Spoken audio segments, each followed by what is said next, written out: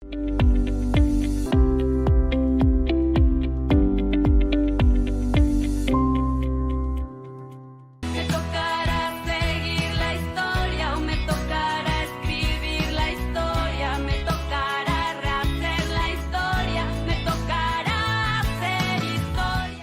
tardes, buenas noches, nos da muchísimo gusto estar nuevamente con ustedes en este espacio de entrevistas magistrales y tenemos la enorme alegría de tener con nosotros a nuestra querida ministra Gabriela Jiménez.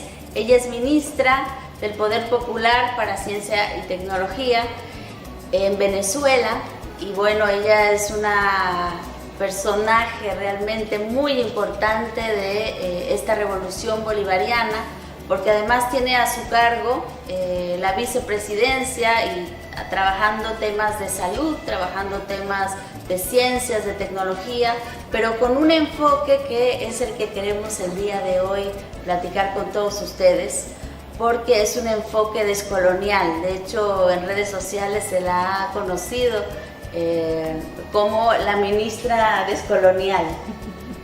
Buenas tardes, querida Gabriela. Buenas tardes, Katia. Gracias por la invitación. Siempre es un placer.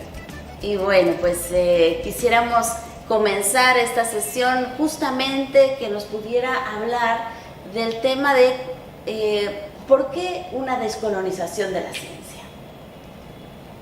Yo creo que hay que descolonizar la vida por completo. Fueron más de 500 años en nuestro continente, con el llamado descubrimiento, desconociendo y desestimando las civilizaciones ancestrales, las formas de hacer saberes, conocimientos, producir alimentos, de convivir, y se fueron generando una serie de irregularidades que fueron penetrando la cultura y cambiando nuestra forma de percibir la vida, el convivir, el nacer, el amar, el sentir, el trabajar, el cómo nos comunicamos, el cómo hacemos conocimiento, para qué hacemos conocimiento, cómo trabajamos, cómo nos dignificamos con ese trabajo. El trabajo como proceso social que lo entiende la revolución bolivariana, pero la ciencia también forma parte de esos procesos sociales. La educación, la cultura, la comunicación, el cómo comemos. En Venezuela vivimos un efecto importante con las sanciones y bloquearon parte de las importaciones del país y encontramos que había un modelo de dominación en cómo comíamos. Habíamos desestimado, olvidado nuestros rubros ancestrales de alimentos y fuimos a rescatarlos. Y en ese proceso de rescate hubo también un proceso de descolonización de las formas y los procesos de la producción. Entonces, hacer ciencias en plural abarca no solo el elemento tecnológico en sí mismo, sino el reconocernos desde nuestra identidad territorial, desde nuestra identidad histórica, nuestra identidad como comunidad, como pueblo, pero también cómo nosotros vamos generando ese tejido social necesario para desarrollar, promover, encontrar los conocimientos desde nuestra mirada, sin tener que mirar a Europa, y comenzar en ese reconocimiento, en ese proceso de autoidentidad, el diálogo en la ecología de los saberes. Entonces nos tocó reencontrarnos con los procesos industriales, con los procesos organizativos campesinos, con los cultores y cultoras de nuestras artes, de nuestras manifestaciones culturales, con nuestra sonoridad, con nuestra estética como pueblo. Y en todo eso hay una ciencia de cómo conocemos, cómo interpretamos la realidad. Y entonces, en todos estos años de revolución, estos 23 años de revolución, el ministerio nace de manos del comandante Chávez y el presidente Nicolás reordena nuevamente la política científica del país, pidiendo crear una nueva institucionalidad que responda al desafío de estos tiempos, al desafío de más de 930 sanciones en contra de nuestro pueblo, que atentan contra la educación, que atentan contra la salud pública de nuestras comunidades, de nuestras mujeres, de nuestros niños, que nos negaron vacunas, por ejemplo, durante la pandemia, pero además una ciencia que responda entonces a los desafíos de la crisis climática, una ciencia que responda a los procesos de desertificación, una ciencia que responda a cómo encontrar unos hábitos saludables que nos permita rescatar ese vínculo sagrado con la tierra, entendiendo, como bien decía Hipócrates, que tu alimento sea tu mejor medicina. Entonces, cómo nos relacionamos, cómo sentimos, cómo vivimos, por supuesto condiciona también parte de nuestras enfermedades. El presidente Nicolás, además de rescatar el ministerio y crear una nueva institucionalidad de la ciencia y la tecnología del país, orienta entonces una reforma de la Ley Orgánica de Ciencia y Tecnología que fue aprobada el año pasado, en el año 2022, en donde reivindicamos la participación de la mujer en la ciencia, reivindicamos la participación de las comunidades y reivindicamos también los saberes ancestrales, reconociendo que hay otras formas de construir conocimiento que no solo es bajo el método científico. Entonces eso define un nuevo Sistema Nacional de Ciencia y Tecnología, un Sistema Nacional de Ciencia y Tecnología en donde no solo los científicos con bata de laboratorio somos los que creamos conocimiento, sino que reconocemos que hay otros procesos y formas de construir conocimiento, más allá del método científico, y que cada actor del pueblo venezolano, cada ciudadano, cada comunidad, cada escuela, cada espacio industrial, cada oficina, cada plaza de nuestro pueblo es un espacio también para hacer conocimiento, que responda a la racionalidad de la vida, que responde entonces a nuestra identidad, a nuestra verdad, a nuestra estética, a nuestros poemas, a nuestros cantos. Y entonces ahí hay una resignificación también de lo que significa el conocimiento para Venezuela. Y bueno, esto último que usted dice me parece, digamos, muy relevante, o sea que a nivel ya de gobierno, de revolución, se esté hablando de una transformación de la racionalidad. Eso yo no lo he visto en ningún lugar del mundo. De manera que justamente nosotros reconocemos todo lo que ustedes están avanzando en ese camino, porque en general lo que se conoce, y esto digamos lo comento también para todos los que nos escuchan, se reconoce dentro de la ciencia la racionalidad instrumental, que es como la racionalidad del método científico, o sea, una racionalidad en términos de nosotros ponemos a trabajar, ¿no? O sea, este proceso de reflexión, ¿no? que podemos desempeñar como seres humanos en función de objetivos, ¿no? O sea, yo quiero, por ejemplo, no sé, me planteo cualquier proyecto, ¿no? Dice Hinkelhammer, cortar una rama de un árbol, ¿no? O sea, ese es mi objetivo para poder usarlo como leña. Entonces corto la rama del árbol y lo hago de una manera muy eficiente, ¿no? Entonces pongo a funcionar mi racionalidad instrumental.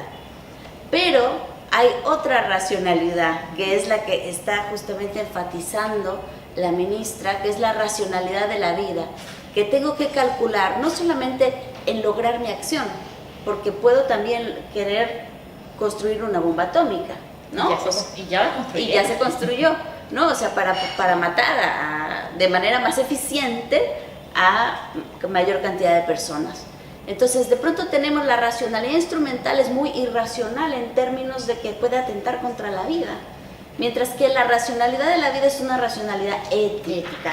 Entonces, esto que me parece esencial y que es un nuevo planteamiento, porque justamente la ética quedó fuera de la ciencia, ¿no? El positivismo se encargó de sacarla porque decía que era un tema de valores y que eso es subjetivo y depende de cada cultura, y entonces la ciencia está más allá de eso porque es objetiva. Entonces la cuestión de la racionalidad de la vida es algo que tenemos que trabajar, fundamentar, ¿no? Y que va a ser necesario para este siglo XXI, porque estamos en un momento crítico. Sí, fíjate que ahí yo quisiera hacer un énfasis en algo. Cuando uno se forma como científico, se forma como ingeniero, como matemático, como biólogo, a uno le enseñan en la universidad, bajo el modelo eurocentrista, que uno se debe al método. Y el método tiene que ser objetivo, e inclusive redactas los objetivos, te planteas la metodología, la metódica y el método bajo una forma de tercera persona. Tú no interactúas durante el proyecto de investigación, tú no puedes generar sentimientos, duda, confrontarte, sino que es hallar el proyecto, es un sujeto ajeno a ti. Y eso, por supuesto, responde a la modernidad y al método positivista. Cuando tú haces un ejercicio de racional, de pensar diferente y entenderte como parte de ese suceso, como parte de ese proceso social, como parte de ese ecosistema, como parte de ese entorno, como parte de este país, como parte de este planeta, como parte de este mundo, entonces inviertes la mirada y estás porque también existe lo otro. Y eso tiene una condición particular que le da equilibrio al ejercicio del pensamiento desde la ética, desde el ejercicio de la ética. Entonces responder a la racionalidad de la vida es responder a la ética.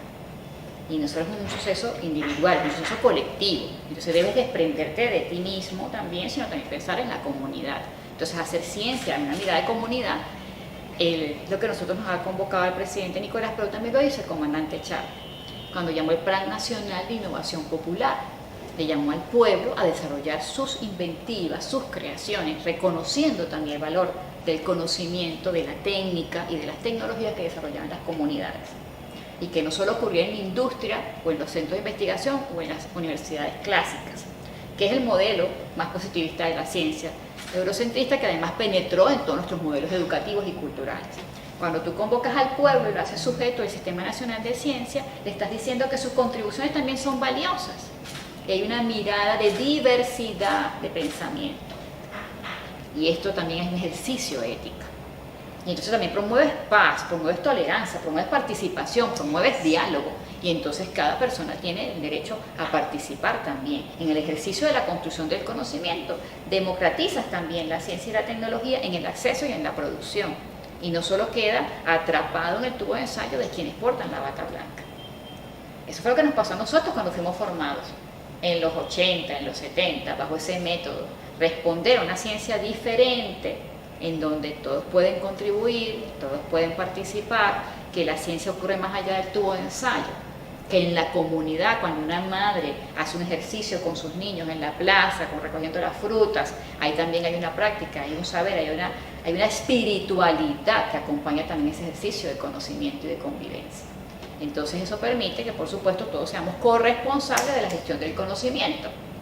Y eso es fundamental, porque todos tenemos derechos y también la oportunidad de participar, sin que quedes estrictamente atrapado en las universidades o en los centros de investigación o en los espacios industriales. El primero que convocó una agenda descolonial fue nuestro padre libertador Simón Bolívar. Y si lo podemos leer en sus discursos, incluso en el decreto de guerra o muerte, él convoca ahí una agenda descolonial y al reconocimiento de las luces, que era el conocimiento de los pueblos para generar su propia independencia, su propia mirada de vida, de política. Entonces, allí comienza, por supuesto, una gesta descolonial. ¿Quién rescata ese pensamiento en Venezuela? Lo rescata el comandante Chávez.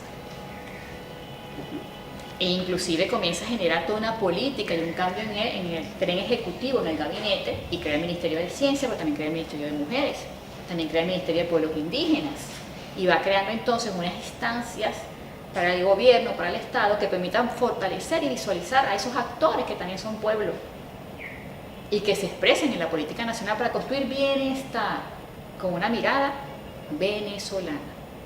Es el rescate de una memoria histórica, le da participación y le da voz al pueblo. Ahí también hay un ejercicio de la política, en su máxima expresión de la ética, de la inclusión. Y luego nos llegan en el 2015 las sanciones, el presidente Nicolás establece nuevamente el Ministerio de Ciencia y Tecnología.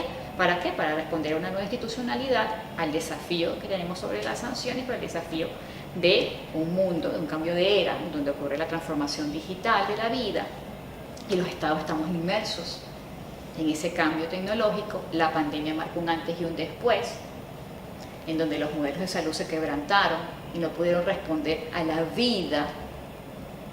Hubo, por supuesto, la geopolítica de las vacunas, la geopolítica de los tratamientos médicos. Se rescata nuevamente la oportunidad de nuestra etnobotánica, de nuestras plantas medicinales como fuente de medicamentos, como fuente para sanar a nuestros pueblos, porque hasta el siglo XIX los medicamentos venían de nuestras plantas naturales y de nuestras comunidades ancestrales, nuestros pueblos ancestrales. Ahí hay un biopatrimonio, hay una herencia cultural allí que fue borrada, desdibujada con el modelo eurocentrista, desestimado. Y entonces, claro, la pandemia te marca un antes y un después para un reflexionar y para un repensar el conocimiento, la vida, la convivencia y la política nacional. Entonces, luego el presidente crea hace un año la Vicepresidencia Sectorial de Ciencia, Tecnología, Educación y Salud, entendiendo que la ciencia forma parte también de estos elementos, pero también de la cultura. Entonces, que los desafíos que tenemos es una agenda descolonial, que está en los principios del Plan de la Patria y de la agenda nacional del presidente. En el discurso ante la Asamblea Nacional este año el presidente convocó una agenda descolonial, descolonizar la burocracia del país, descolonizar las formas y los procesos de la producción, descolonizar nuestras culturas, nuestras expresiones, para ir construyendo, por supuesto, una política de identidad y fortalecimiento de nuestra identidad nacional. Y convoca también a todo un hecho que tiene que ver con la memoria histórica del país, que es entonces cultores, educadores, historiadores, vamos a revisar nuestra historia, que quizás no está tardada en todos los textos. Y este año hicimos una convocatoria de ciencias, en donde se convocaron a políticos, historiadores, cultores, comunidades para hablar sobre nuestra memoria histórica. Y se están financiando unos proyectos de investigación al respecto desde el Ministerio de Ciencia y Tecnología. Pero también hicimos una convocatoria de afrodescendencia, descolonialidad y reparaciones de la esclavitud. Ahí también estamos hablando sobre la agenda de salud de nuestros pueblos afrodescendientes, entendiendo nuestra herencia también afrodescendiente. Eso es una agenda descolonial que está acompañando toda la política científica del país y que mira a otros actores fundamentales del pueblo. Y bueno, yo quería también enfatizar, o sea, el hecho de que así como usted está planteando el tema de la descolonización de la ciencia, esta descolonización de la ciencia implica una comunalización de la ciencia. Entonces, a mí me gustaría que lo abordara también en el sentido de que la ciencia, así como lo plantea, es un ejercicio político, ¿no? Entonces, no estamos ya en el punto de la neutralidad, de la objetividad, sino que la ciencia también se compromete con proyectos. Y aquí, en específico, el compromiso es con la vida. Y esto también ha llevado al Ministerio de Ciencia y Tecnología a incluir las ciencias sociales, ¿no? Entonces, a mí me gustaría que abordara estos temas. Sí, en el 2019, cuando retomamos el Ministerio de Ciencia y Tecnología con el presidente Nicolás, se crea un cuarto viceministerio, que es el de comunalización de la ciencia. Tenemos el de investigación, que es un viceministerio clásico, con centros de investigación y universidades, el de aplicación del conocimiento, que busca más el desarrollo de la técnica, el desarrollo de tecnologías, el viceministerio de telecomunicaciones y transformación digital, pero el cuarto viceministerio es nuestro viceministerio transformador, es el de comunalización, que además ve la ciencia como política en las comunidades, en los consejos comunales, la ciencia en la juventud, la ciencia en las mujeres y la ciencia en los movimientos sociales. Y dialoga de otra forma, tiene otros principios de diálogo, porque es muy diverso el trabajar con las comunidades y enriquece muchísimo en los aportes, en las opiniones, en los resultados. Y allí, por supuesto, también nos sirve para nosotros para profundizar nuestra paz y nuestro reconocimiento de todos los actores del territorio nacional. Puedes estar haciendo ciencia en el estado Mérida, como lo hemos hecho con la semilla de papa, pero también estamos haciendo ciencia en el oriente del país, con el control de una mariposa que genera algunas enfermedades en la piel, que se llama palometa peluda. Entonces, ese control ecológico, que no es exterminar la palometa peluda, sino controlar el número de mariposas, se hace a través de un biocontrolador, no se hace a través de un veneno, no se hace con un insecticida. Se entiende que hay una dinámica ecológica de ese organismo, que es un insecto, en ese ecosistema y que convive con nuestras comunidades. Controlar la población, no es eliminarla, pero permite, por supuesto, que las personas, que los niños, que las madres hagan su vida cotidiana sin estar afectados por su salud por esta mariposa. Entonces, la comunalización de la ciencia es inclusive científicos y científicas en las comunidades, haciendo ciencias con los actores fundamentales y los líderes y lideresas de la comunidad, pero también la comunidad diciendo cuál es su percepción de la ciencia. Y estamos terminando ahorita la encuesta, terminamos hace 2 días la encuesta nacional de percepción de la ciencia y la tecnología en juventud, mujeres y comunidades y movimientos sociales. Y eso que es más, es una consulta a nuestro pueblo, hacia dónde debemos orientar nuestra política científica para que también puedas contribuir en la política nacional, entendiendo que la ciencia hoy es un territorio en disputa, no es neutra, está muy lejos de ser neutra. Hay una hegemonía en el desarrollo de las tecnologías, en el desarrollo de los medicamentos, en el desarrollo de las vacunas, en el desarrollo inclusive de las plataformas con las que hoy estamos interconectados. Esas plataformas hoy también responden a una hegemonía, a un interés económico, a un interés, por supuesto, del capitalismo. Entonces, responder con otra racionalidad, con otra filosofía de vida desde la práctica científica es enfrentarnos a ese gran desafío que es el capitalismo como modelo económico, pero también como modelo cultural, también como modelo educativo, también como modelo espiritual. Y eso es una realidad muy compleja, pero la que estamos por supuesto dispuestos a batallar. Tenemos ya 23 años en la revolución haciéndolo. ¿Qué es lo interesante de la agenda descolonial? Que nos ha permitido abrirnos a otras convocatorias, convocar a otros actores de las ciencias sociales. Y entonces vamos a las comunidades con el proyecto de diagnóstico de BPH para atender a nuestras jóvenes mujeres y nuestras mujeres adultas. Y entonces asisten las doctoras, las biólogos moleculares, las bioanalistas. Y en ese trabajo con la comunidad nos encontramos con las familias, con nuestras jóvenes niñas. Y hablamos de la educación sexual y reproductiva, de los derechos sexuales y reproductivos, de la higiene y de la prevención de enfermedades. Hacemos diagnóstico, pero también vamos organizando nuestras comunidades para enfrentar con responsabilidad la política de la salud pública, entendiendo que la salud individual y colectiva forma parte también de una dinámica y de una política nacional. Entonces la ciencia no es el laboratorio que recibe la muestra de la paciente, sino que es un grupo de médicos y doctoras que están en la comunidad y que están haciendo ciencia allí. Y en esa epidemiología de cómo se comporta el VPH en Venezuela sabemos hoy la ubicación en cuanto a causa de muerte, la incidencia en nuestras mujeres y cómo es necesario entonces tener unas políticas de prevención y de diagnóstico. Pero entonces es una ciencia aplicada al bienestar de la comunidad, que responde a los intereses de la república, del pueblo, y no a los intereses económicos extranjeros. Cambia, por supuesto, el prisma en el que estamos viendo la práctica científica. En el primer semestre de este año 2023 se han financiado, gracias al apoyo del presidente Nicolás Maduro, 302 proyectos de investigación. Y esos 302 proyectos, el 40% están en universidades y el resto está en comunidades y centros de investigación. Y el 61% lo desarrollan mujeres, es decir, mujeres que hacen ciencias en plural, ciencias sociales, ciencias naturales, por así decirlo, están con niveles de posgrado, de maestrías y de doctorado liderizando los proyectos, pero además trabajan en red con otras mujeres. Entonces eso permite crear tejido. Tejido no es estrictamente el laboratorio en el centro de investigación, sino que hay un tejido en esa comunidad, hay un tejido de esa universidad atendiendo un proyecto que tiene que ver con nanotecnología y viene estudiando la incidencia del fusarium, que es un hongo que ataca plátanos y cambur, que es un rubro agroalimentario estratégico para el pueblo de Venezuela. Todos comemos cambur en Venezuela y ese científico está con las comunidades campesinas investigando cómo esta plaga ataca el fusarium y cómo desarrollamos con nanotecnología una molécula que nos permita prevenir la infección de nuestras plantaciones. Esa ciencia responde a la realidad y la necesidad del pueblo venezolano.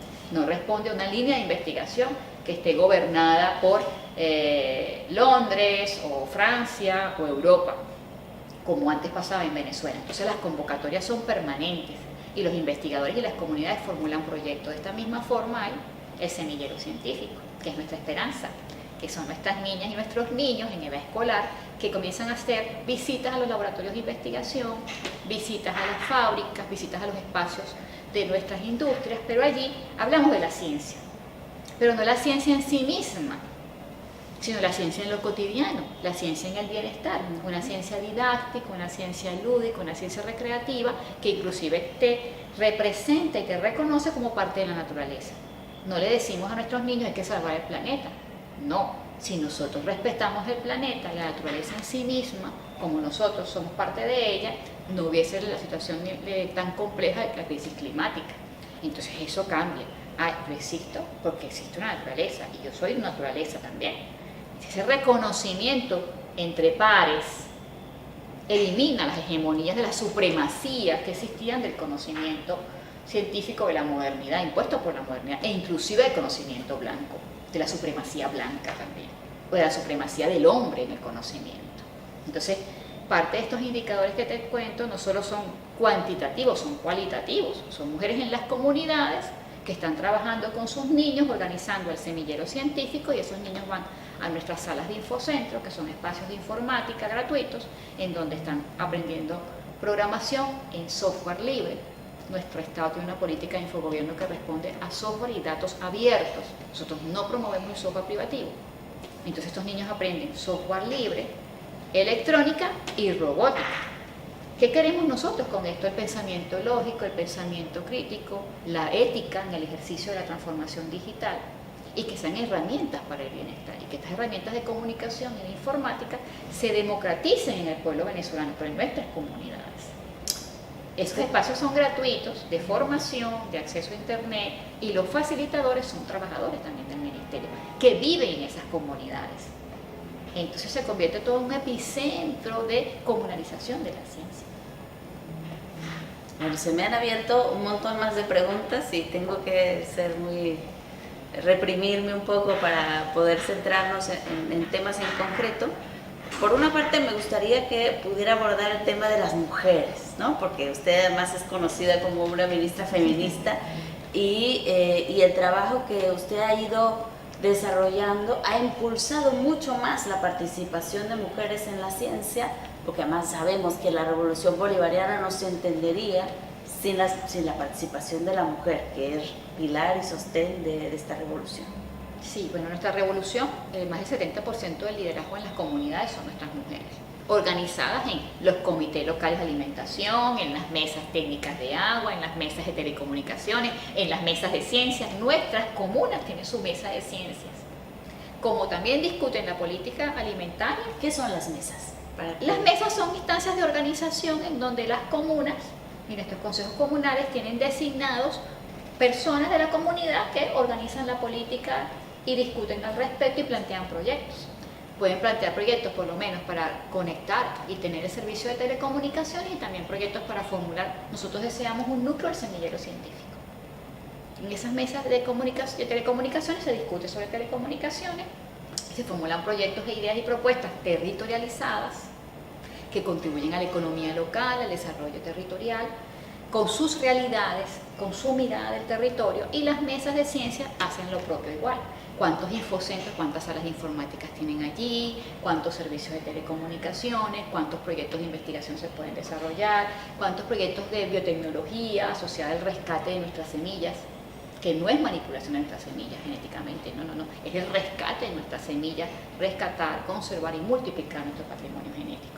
Entonces, en ese espacio de conocimiento también tenemos la ruta de robótica, la ruta científica, y ahí vamos compartiendo con las comunidades. Esto es una experiencia bellísima porque la ciencia camina y se pasea por el territorio nacional.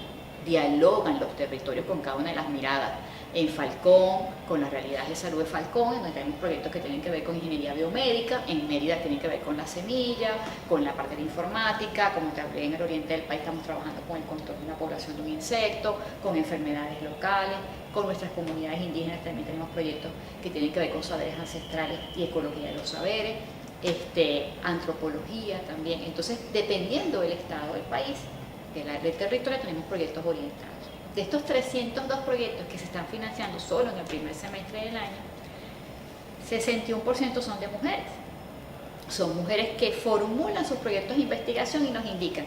Por ejemplo, el proyecto de la compañera Jenny en Mérida, en Sur del Lago. Eso es una comunidad campesina en donde hubo inundaciones en Venezuela, y esa comunidad fue muy afectada. Ahí hubo pérdida de plantaciones, hubo que recuperar las escuelas, la producción agrícola, y acompañamos con todo lo que fueron las imágenes satelitales para la definición de las áreas de vulnerabilidad, de las pendientes, de los cuerpos de agua, de los ríos, las alertas tempranas por inundación. Hay todo un ejercicio científico de organización del pueblo popular. El pueblo popular empoderado, la apropiación social del conocimiento técnico para las alertas tempranas, pero además ella está organizando a los niños de la comunidad para que hagan la ruta del semillero científico. Entonces visitan las torrefactoras, visitan las plantas de cacao, de producción de chocolate, visitan los laboratorios de investigación científica en el estado Mérida, estuvieron en la Feria de Oportunidades de Estudio del Sistema Nacional de Ingresos, que son las oportunidades para ir a la universidad en Venezuela, que es gratuito, la asignación de cupos, gratuito y público. Y estos jóvenes que tienen 12 y 14 años asistieron a la feria a ver cuáles eran las carreras universitarias que se dictan en la localidad y cómo pueden ellos optar esas carreras, ya preparándose para los próximos años que le vienen. Entonces, en esa gestión popular del conocimiento científico también ocurre la comunalización, y ella es una de las lideresas y está atendiendo a las comunidades, y entonces va acompañándonos en la recuperación de los infocentros. Tenemos 200 talleres de software libre, de programación en lenguaje abierto, de formulación de proyectos científicos, de proyectos comunitarios, de desarrollo de páginas web, de manejo de redes sociales, y ocurre también la democratización de ese conocimiento y el acceso. Entonces vamos trabajando con nuestras mujeres científicas todos estos proyectos que van desde la comunidad hasta el ejercicio más complejo que puede ser el desarrollo de una crema antiescaras para los pacientes que están en cama con subproductos que tienen que ver con la concha del camarón. Eso que se llama quitina se transforma en una molécula que se denomina quitosano por procesamiento químico y tiene un poder de sanación de las heridas, tanto en personas quemadas como en escaras. Y ese proyecto que se desarrolla en un centro de investigación en el occidente del país, en el estado Zulia, se está probando en este momento en algunos pacientes en Venezuela como un estudio clínico acompañado por un comité de bioética. Es un subproducto de la producción de camarones, se extrae del agua de Maracaibo, se procesa químicamente, se convierte en un potencial medicamento, atiende dos elementos, la salud y un pasivo ambiental, pero además va al sistema de salud pública. Este proyecto está liderizado por una mujer también. Entonces, ¿qué nos permite eso? Una mirada más justa y más inclusiva del conocimiento. Para nosotros el conocimiento como mujer es un espacio para compartir también. Como criamos a nuestros hijos, también vamos criando y desarrollando nuestras ideas y las compartimos también en comunidad. Entonces las mujeres trabajamos mucho en red aquí en Venezuela. Entonces cada proyecto liderizado por una mujer tiene 12, 8 o 22 mujeres acompañándolas. Tenemos también un proyecto del IBI que es bellísimo, que es de la doctora Canino, en donde ella está visitando las comunidades donde hay proyectos de desarrollo de viviendas. Esos proyectos de desarrollo de viviendas están liderizados por mujeres que han hecho los talleres para poder acoplar las cabillas y las vigas en la construcción. Mujeres que también participan en la preparación del cemento, en pegar los bloques, cómo estas mujeres se han formado para diseñar sus viviendas, cómo los acompaña el Ministerio de Vivienda en este proceso de empoderamiento. Entonces la doctora Canino va acompañando, sí, consciente del desarrollo de ese plan de vivienda, estamos pensando también en los desafíos del cambio climático, que esas viviendas respondan a los terrenos donde tenemos que tener mayor estabilidad para las obras y acompañar la ejecución de ese proyecto. Entonces ahí te encuentras unas lideresas de las comunidades desarrollando su proyecto de vivienda. Es una obra extraordinaria de la revolución. Y te consigues entonces voy a decir una parranda, un grupo de mujeres científicas organizadas que también están acompañando con las mediciones técnicas, con los estudios de suelo, con la topografía, con los planos, a que nuestras mujeres construyan sus desarrollos habitacionales. Entonces hay todo un ejercicio allí de conocimiento colectivo, con técnica, pero que define mucho nuestro corazón, que es el de la revolución. Y bueno, a mí me gustaría que pudiéramos ir cerrando con esta idea y este reto, sobre todo que creo que tenemos por delante como humanidad, el pensar la ciencia desde otro lugar, porque bueno, la ciencia moderna que tenemos, pues es una ciencia que nos ha puesto también en el lugar en el que estamos como humanidad hoy. O sea, que vivimos una crisis, nosotros decimos no solo climática, sino una crisis civilizatoria, en donde hay que repensar muchas cosas.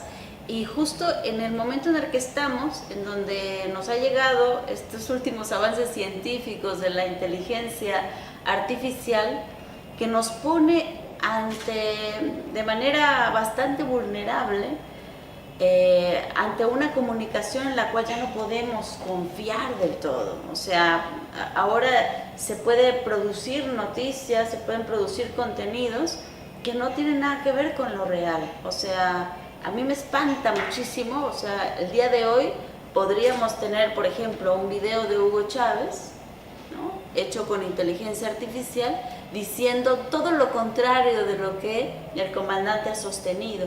Entonces estamos en un momento peligroso,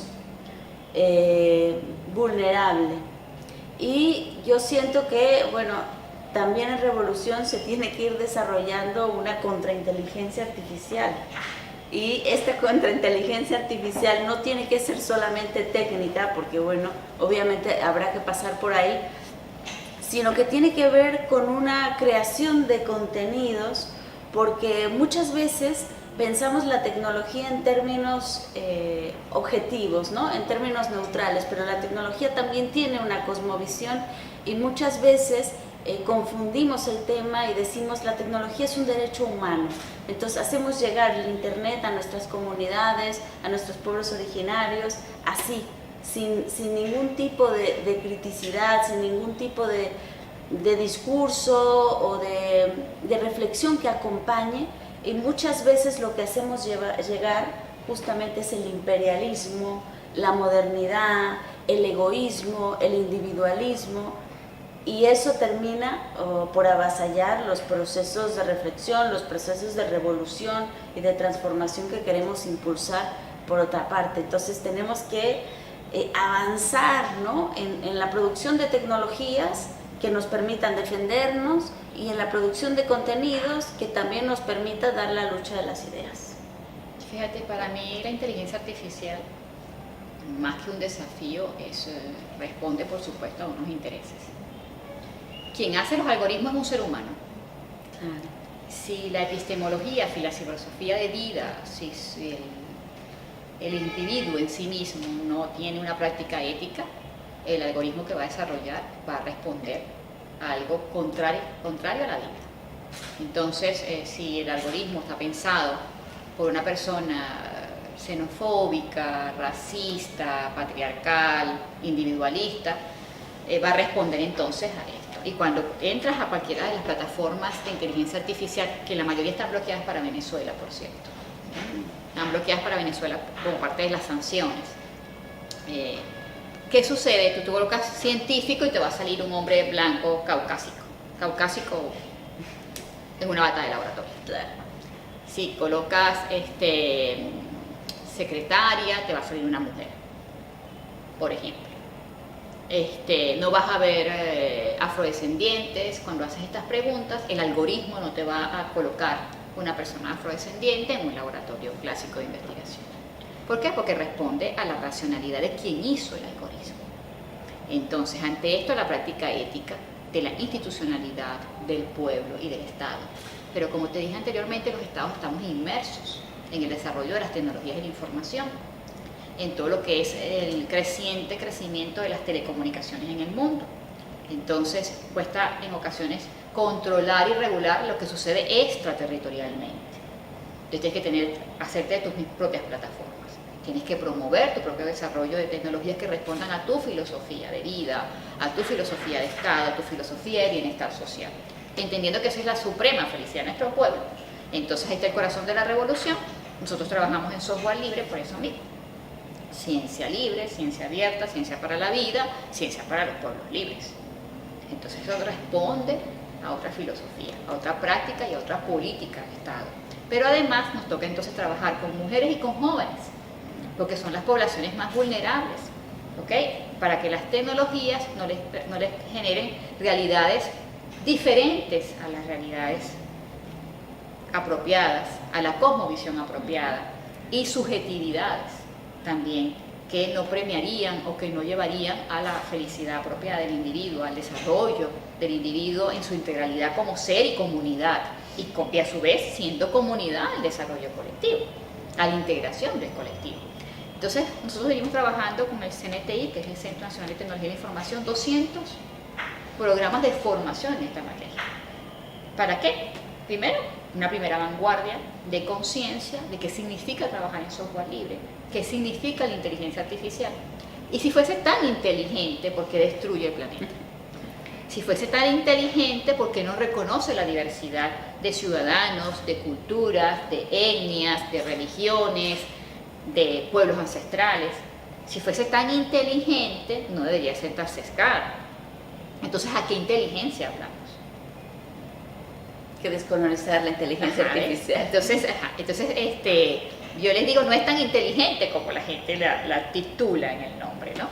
Yo creo que nosotros tenemos que trabajar desde las comunidades, desde la educación, y la educación como el proceso más transformador de la humanidad, ¿sí?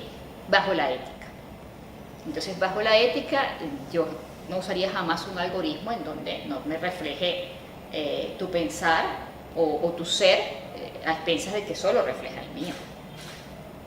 Porque se vuelve nuevamente a las supremacías y a la modernidad. Y la ciencia le ha servido mucho a la modernidad para explicar y justificar lo injustificable desde el punto de vista de la vida. La bomba nuclear. Ahorita que está de moda la película, que la están pasando, a uno le preocupa. ¿Puede nombrar el nombre de la película? Sí, la película del Oppenheimer, del creador de la bomba, ¿no? No quería hacerle publicidad, pero no es una publicidad de la película. Pero si la llegan a ver, se van a dar cuenta que no hay afrodescendientes en la película. Por el tiempo, en el tiempo en el que fue desarrollada la bomba, por supuesto había una política de xenofobia y racismo mundial. Y luego, ¿qué rol tuvieron las mujeres en ese momento? Y cómo eran tratadas las mujeres en ese momento. Entonces tú comienzas a ver allí, en esos hechos históricos, devastadores por supuesto, la filosofía y la racionalidad de ese tiempo y de esos países, de ese norte global. Entonces, retomando nuevamente, las ciencias le ha servido a la modernidad para justificar muchas cosas, inclusive las pérdidas de vidas, acabar con la vida, promover la desertificación, atentar contra la biodiversidad, no reconocer la espiritualidad en cada uno de los procesos humanos que desarrollamos, que vivimos. Cuando nace nuestro hijo hay una espiritualidad también asociada a ese apego con nuestros hijos. ¿Okay? Y allí, desde el punto de vista más positivista de la genética, te pudiese decir cualquier libro de evolución. Ese es un vehículo en el que tus genes se perpetúan en el tiempo, ¿no? Pero entonces, como los genes no están solos en la naturaleza, sino que la naturaleza tiene un efecto sobre ellos. El afecto, el cariño, el amor, también te genera una respuesta sensorial. Y ahí se liberan neurotransmisores de placer, de gusto, de empatía. Y entonces la ciencia también ha servido para justificar el odio y la guerra. Y la ciencia es un territorio en disputa. No hay neutralidad en la ciencia y no hay neutralidad en la tecnología. Y más cuando está gobernada por los grandes hegemones del capitalismo. Entonces eso es importante. A la inteligencia artificial hay que quitarle la inteligencia, porque no tiene inteligencia. Si responde a algoritmos, a racismo, a xenofobia, a una visión patriarcal, a una visión de odio, no hay entonces allí inteligencia. Hay algoritmos, hay plataformas tecnológicas de inteligencia artificial que casualmente estamos estudiando ahorita, que se están aplicando para el diagnóstico temprano del cáncer. Porque en ese gran banco de información, de algoritmos, de imágenes, puede procesar de una forma más efectiva la máquina, ¿okay? La progresión de quizás de alguna presencia y hallazgo de algo que puede ser en un futuro cercano algo tumoral, un desarrollo de un tumor. Y allí yo te puedo decir, es una herramienta técnica, pero es instrumental. Nada sustituye el valor humano del médico con el paciente, mirando con afecto, mirando con respeto, hablándole en la sinceridad y en la verdad al paciente y en su diagnóstico y en su pronóstico de vida. Porque seguramente ese paciente va a querer que su médico le hable con respeto. Entonces, ahí nuevamente estoy hablando de ética. Entonces, una cosa es la instrumental de la herramienta tecnológica de la plataforma y otra cosa es sustituir lo humano. Lo humano es insustituible, aún con nuestros defectos, aún con nuestros errores. Hay una dinámica extraordinaria de variabilidad. Y eso es lo extraordinario de la vida humana, de todo lo que vemos alrededor de la naturaleza. Eso es lo extraordinario, esa expresión tan diversa. Entonces, yo le quitaría a la inteligencia artificial, ¿sí? Y creo que tenemos que promover de nuestros pueblos políticas de emancipación en materia de tecnologías de la información. Uno, para el conocimiento lógico y pensamiento crítico de estas herramientas. ¿Para qué lo quiero? ¿Lo quiero para que sustituya a un periodista? ¿O yo quiero la semblanza hecha por un periodista que pueda palpitar o no palpitar con lo que tú y yo estamos realizando en esta conversación al respecto? Identificarse o no. Yo no quiero una semblanza o una nota periodística homogénea y plana. Yo quiero algo que nos dé una condición de elementos y que en el lector él pueda orientar una posición de acuerdo, desacuerdo, gusto, rechazo, comprensión, o en un libro, una lectura recreativa de placer. Entonces, yo creo que ese es el desafío nuestro, de avanzar inclusive en discusión de derechos digitales, el derecho a no ser digital. Eso me gusta muchísimo de su planteamiento. ¿Okay? Entonces, esto toca discutir eso, los derechos digitales, a la privacidad del dato, a la confidencialidad, qué sucede con tu información. Y se discutió en febrero de este año, 2023, que era bien interesante, ¿hasta cuándo estás en la nube? Preguntaban unos periodistas, yo los tengo. Cuando mueras, Gabriela, ¿hasta cuándo estás en la nube? ¿Hasta cuándo te quedas en la red? Wow. Yo le decía, si la muerte para alguno de nuestros pueblos es algo trascendental, ¿por qué tú lo condicionas a la nube y a la red? ¿En qué momento tú decides borrarme o no de la red? Esa es tu pregunta, le dije yo, ¿no? Entonces, a nuestros pueblos les toca discutir y analizar y debatir en colectivo, en las escuelas, en las comunidades, en los centros de investigación, en todo el territorio, el derecho digital y el derecho a no ser digital. ¿Okay? El derecho a que puedas ir a un trámite en una taquilla y alguien pueda atenderte y tú quieras sentir la mirada y la calidez de un ser humano. ¿Okay? El que no estés condicionado a tener una plataforma tecnológica obligatoriamente para tener acceso a algún derecho o a algún trámite. Entiendo que esos trámites van a ser más efectivos en tiempo, que la cantidad de información requiere almacenamiento para ser más práctico, para resguardar también la información, que no todo puede llevarse en papel, pero eso también tiene un costo energético, desarrollar esas plataformas y mantenerlas. ¿Okay? Entonces, discutir también la ética de la inteligencia artificial, discutir ley de inteligencia artificial y hacia dónde vamos a orientar sus usos, sus fines y sus propósitos, respondiendo al bienestar del pueblo, que es donde debe estar el mayor poder. Okay. En el pueblo. Ay, querida ministra, pues muchos temas y la verdad que ha sido una enorme alegría, un enorme gusto haber estado con usted. Muchas gracias. Gracias a ti, Katy.